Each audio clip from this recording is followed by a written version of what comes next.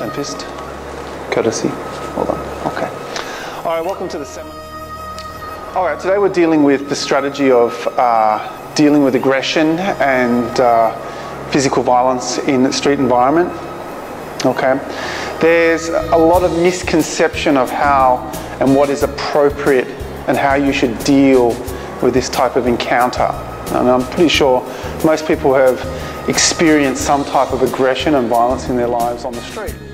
I don't want your hands behind your back. I want you to have natural stance theory, which can be like that, the way Marie's standing right now, like you're standing right now, like Costa's standing.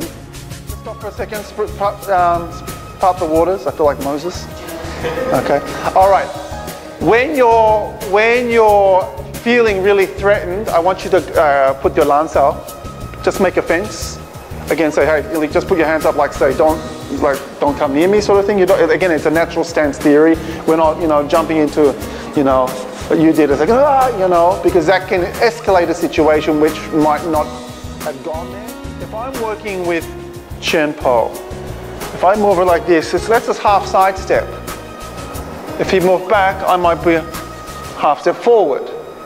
Okay. If he full step back, I might full step forward. If he's full step in, I might half step across. Again, so you want to be efficient with what you're doing. You're in a crowded room. You're in a crowded room. Costa, just come over here. Just come over here. All right, and you guys are all just talking amongst each other. You're not even really looking at what's going on here. You're talking over here, that's right, and then, I'll go over there. No, come on, let's come back. All right, no, just stay there. All right, that's what I'm going to be the aggressor, and you're just going to totally smack me one. All right, so. Anywhere in particular? Yes, okay. Bang. All right, what just happened? Okay, so the police come and I'm on the ground. Who's at fault? I'm on the ground bleeding. What are you going to say to the police? He just whacked me one. But I was the one who was being aggressive. But you guys don't know that. You guys don't know what I was just saying to him. I was just saying I'm going to beat the crap out of him. You guys are just among. So what should he do?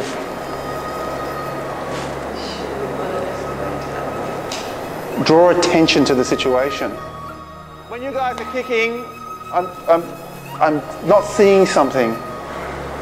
What am I seeing? Bill Sao. I don't see it when I watch you guys spar. I want the Bill Sao. It's so important. Because when he's coming toward you, you're like that, yeah, he'll lift his hand up now. He's like, well, shield came up. Be careful you don't do that when they kick you. All right, okay. All right, because the shield come up, there's nothing to kick except you.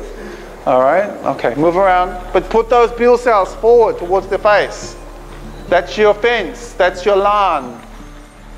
Now, when you are kicking, you may find, just stop for a second, just move to the sides. When you are kicking and you're engaging, you can lose your balance quite easily. This is what I'm talking about. This is one of the disadvantages of kicking. You get kicked, you knock, you don't land the way you want to be able to put pressure forward.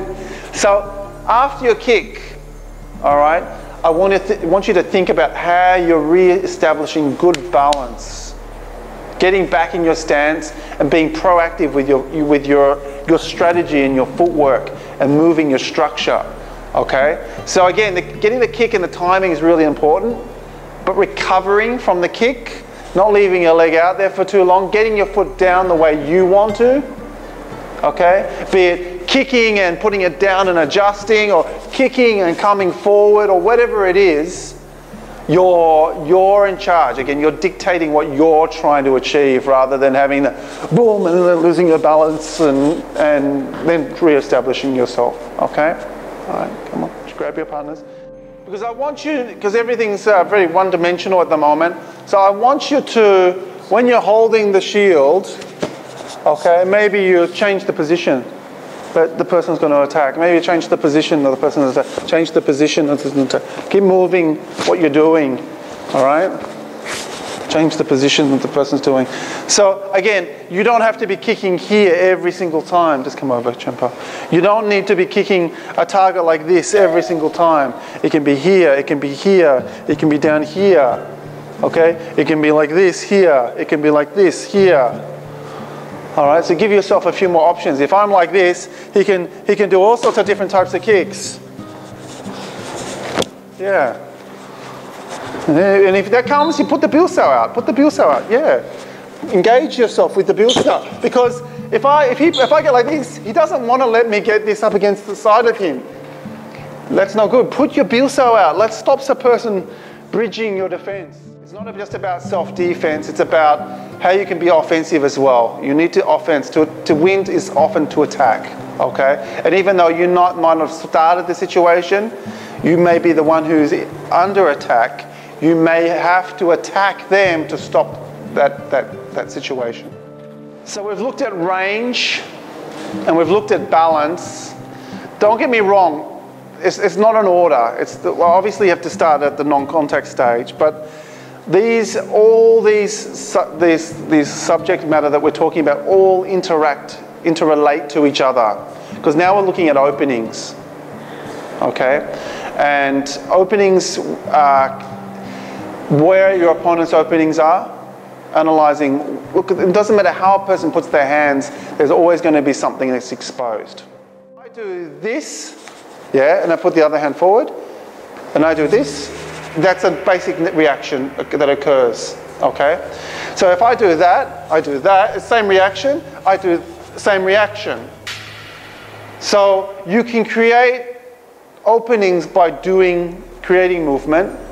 But even if you put his guard up, put your guard up. Okay, so where's an opening? I can see an opening here. I can see openings here. I can see opening here. I can see opening here. This is open, but if I go like this, there's an opening here. You understand? Openings will change, okay? And you have to learn how to dictate what opening you want. Okay, you knock on the door. If someone's home, they'll open the door, create an opening. Now, again, yeah, sometimes you can do it without footwork, and sometimes you can do it with some footwork. Because if I'm here and we're in range, I might not need to move too much. Okay? Depending on how, set the guy is and ready for whatever you're doing is. Again, these are some of the things you have to analyze. If he's standing there like this with straight legs, and you yank his arm, it's going to affect him more than it is if he's a bit loose and his knees are bent and what have you, okay? You're not pulling the arm down. If my center line is here, I bring this into the center. Now again, it could be simple as whip here or poke here. Okay, keep your wusa up, because when you pull something, it generally sets something into motion. But again, that's if you do it wrong. If I do that, then that feels it wants to come. If I go over here, it's hard for him to engage that rear arm because I'm actually turning this body away a little bit, you'll see? A little bit different. All right. Now, if I do this movement, you see what happened to his balance? He came back down. All right, so the first one we did, I took his balance this way. This one I'm going this way. Now he has to try to re-establish. So when he goes like this and he tries to re-establish, I'm getting him when he comes back onto his toes. You understand? This is something I also see. Guys who are quite strong and have good guards, they might not engage the way you want. And you were saying it. You might not get that reaction. So what that might mean is you might get this thrust. You might, depending on the range, you might not be able to get to that elbow. All right, so you may, again, the wrist is where you have leverage of the limb. So if I go here, I might go here at the wrist, but I don't control his elbow yet, which means he can lift this, he can move his arm. So maybe I've hit him here or I hit him here, then I get the elbow. So it means I have to take one more step to get to the elbow. Why don't we, okay, so now he's thinking, okay, we're doing this technique. I'm going here to the elbow, or here to the wrist, or here to the kick. So now we've just changed levels completely. Because the first time we went here to the elbow, or you could go here to the elbow, or you could go here to the wrist, and then wrist, then elbow. But now we've just changed tack completely. We're going kick.